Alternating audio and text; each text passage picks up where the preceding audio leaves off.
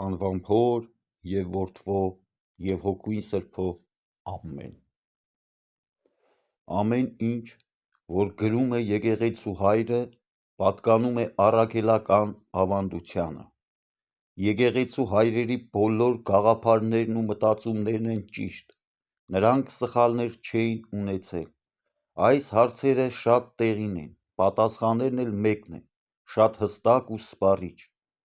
Եկեղեցու հայրերը և վարդապետները կարող են ունենալ որոշ սխալներ, որոնք սակայն երկրորդական նշանակություն են ունեցել եկեղեցու և փրկության գործի համար։ Այլ կերպ ասած, այդ սխալները ոչ մի վնասակար հետևանք չեն թողել եկեղեցու ծոցում։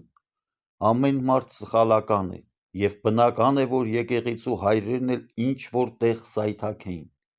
Սակայն եթե այդ խնդիրները կենսական նշանակություն ունենային եկեղեցու ճշմարտության և փրկության համար, ապա այդ շեղումները չէին կարող տեղ գտնել։ Այդպիսի պարագաներին միշտ ճշմարտությունը հայտնվել է եկեղեցու հայրերին Սուրբ Հոգու միջոցով,